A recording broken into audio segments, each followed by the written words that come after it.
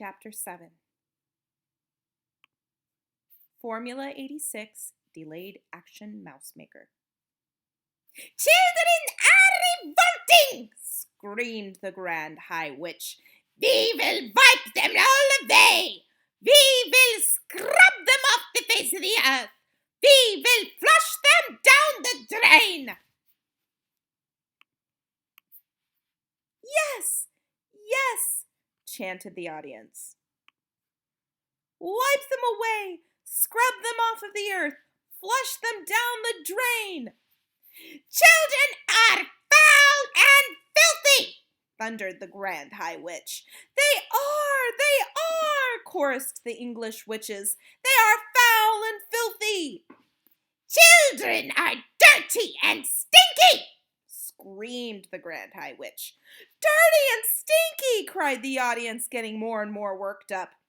"Children are smelling of dogs' droppings!" screeched the Grand High Witch. "Pooh!" cried the audience. "Pooh! Pooh!" "They are worse than dogs' droppings!"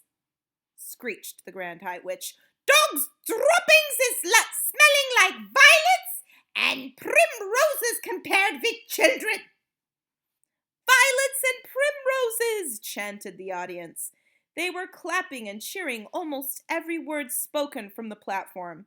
The speaker seemed to have them completely under her spell. "To talk about children is making me sick!" screamed the Grand High Witch. "I am feeling sick even thinking about them! Fetch me a basin!" The Grand High Witch paused and glared at the mass of eager faces in the audience. They waited, wanting more. "So now," barked the Grand High Witch, "so now I am having a plan. I am having a gigantic plan for getting rid of every single child in the whole of England." The witches gasped. They gaped. They turned and gave each other ghoulish grins of excitement. "Yes!" thundered the Grand High Witch. "We shall swish them and swallow them, and we shall make them disappear, every single smelling little brat in England, in one stroke." "Whoopee!" cried the witches, clapping their hands. "You are brilliant! Oh, your grandness, you are fantabulous!" "Shut up and listen!" snapped the Grand High Witch. "Listen very carefully, and let us not be having any muck-ups." The audience leaned forward, eager to learn how this magic was going to be performed. "Each and every one of you," thundered the Grand High Witch, "is to go back home to your towns immediately and resign from your jobs. Resign, give notice, retire." "We will," they cried. "We will resign from our jobs." "And after you have resigned from your jobs," the Grand High Witch went on, "each and every one of you will be going out and you will be buying." She paused. "What will we be buying?" they cried. "Tell us, oh brilliant one, what shall we be buying?" "Sweet shops," shouted the Grand High Witch. "Sweet shops?" they cried. "We're going to buy sweet shops? What a frumpious wheeze!" "Each of you will be buying for herself a sweet shop. You will be buying the very best and most respectable sweet shops in England." We will, they answered. Their dreadful voices were like a chorus of dentist drills, all grinding away together. "I am wanting no tuppenny halfpenny crummy little tobacco-selling newspaper sweet shops," shouted the Grand High Witch. "I am wanting you to get only the very best shops filled up high with piles and piles of luscious sweets and tasty chocks." "The best!" they cried. "We shall buy the best sweet shops in town." "You will be having no trouble in getting what you want," said the Grand High Witch, "because You will be offering 4 times as much as a shop is worth, and nobody is refusing an offer like that. Money is not a problem to us witches, as you know very well. I have brought with me 6 trunks stuffed full of English banknotes, all new and crisp, and all of them, she added with a fiendish leer, all of them are homemade. The witches in the audience grinned, appreciating this joke. At that point, one foolish witch got so excited at the possibilities presented by owning a sweet shop that she leapt to her feet and shouted, "The children will come flocking to my shop, and I will feed them poison sweets and poison chalks and write them all out like weasels." The room became suddenly silent. I saw the tiny body of the Grand High Witch stiffen and then go rigid with rage. "Who spoke?" she shrieked. "It was you over there!" The culprit sat down fast and covered her face with her clawed hands. "You blithering bumpkin!" screeched the Grand High Witch. "You brainless bog vomper! Are you not realizing that if you are going around poisoning little children, you will be caught in 5 minutes flat? Never in my life am I hearing such a wash-walloping suggestion coming from a witch." The entire audience cowered and shook. I'm quite sure they all thought, as I did, that the terrible white-hot sparks were about to start flying again. Curiously enough, they didn't. "If such a tom-fiddling idea is all you can be coming up with," thundered the Grand High Witch, "then it is no wonder England is still swarming with rotten little children." There was another silence. The Grand High Witch glared at the witches in the audience. "Do you not know," she shouted at them, "that we witches are working only with magic?" "We know, your grandness," they all answered. "Of course we know." The Grand High Witch grated her bony gloved hands against each other and cried out, "So each of you is owning a magnificent sweet shop. The next move is that each of you will be announcing in the window of your shop that on a certain day you will be having a great gala opening with free sweets and chalks to every child." "That will bring them in, the greedy little brutes," cried the audience. "They'll be fighting to get through the doors." "Next," continued the Grand High Witch, "you will prepare yourselves for this great gala opening by filling every chalk and every sweet in your shop with my very latest and greatest magic formula.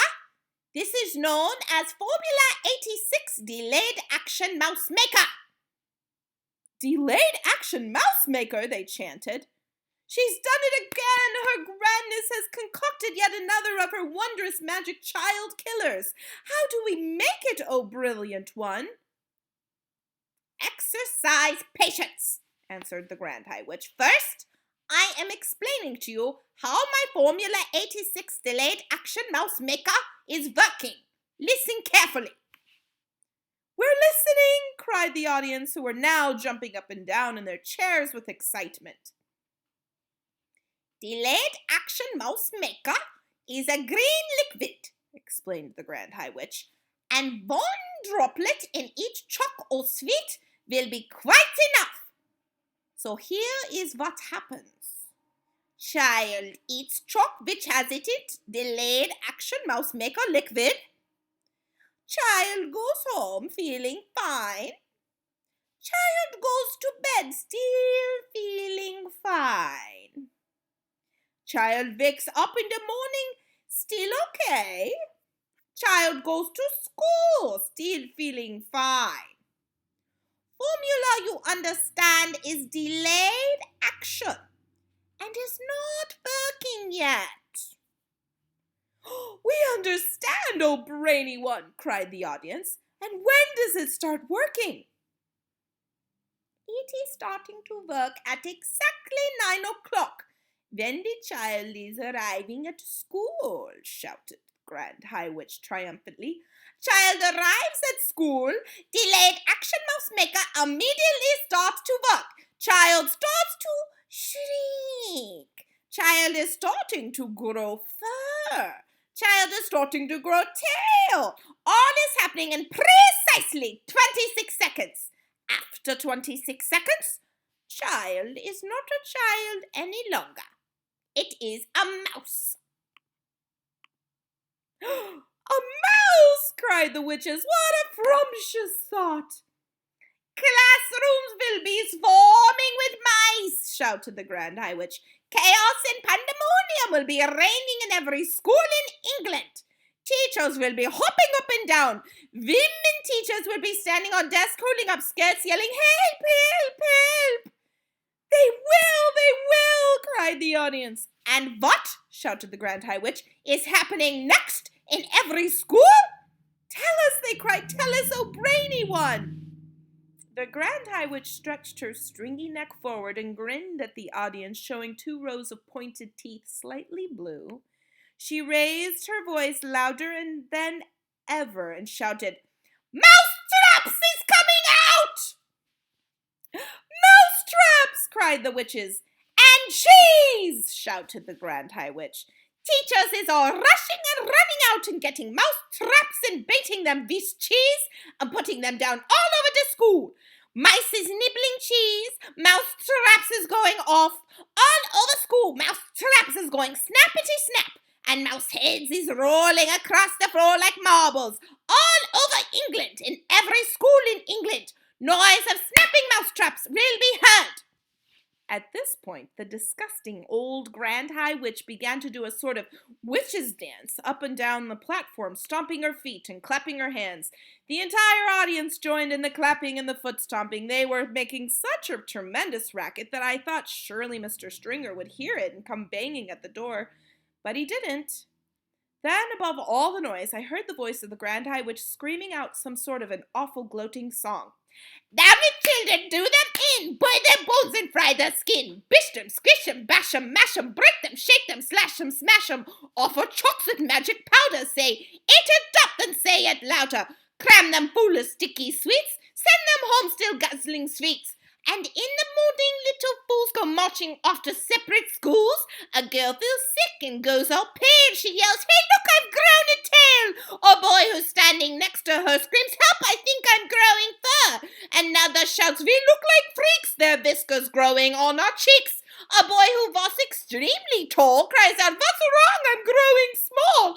4 tiny legs begin to sprout from everybody round about, and all at once, all in a trice, there are no children, only mice. In every school is mice galore, all running round the schoolroom floor.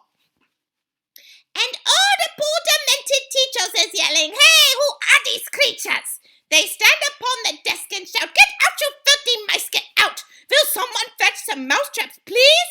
And don't forget to bring the cheese. Now mousetraps come and every trap goes snippity snip and snappy snap. The mousetraps have a powerful spring. The springs go crack and snap and ping. Is lovely noise for us to hear, is music to a witch's ear. Dead mice is every place around, piled 2 feet deep upon the ground. With teachers searching left and right, but not a single child in sight. And teachers cry, what's going on? Oh, where have all the children gone? It's 9:30, and as a rule, they're never late, as this for school. Poor teachers don't know what to do. Some sit and read, and just a few amuse themselves throughout the day by sweeping all the mice away. And all us witches shout, hooray! All right, I don't know about you, but I need a rest after that chapter. Have a good day.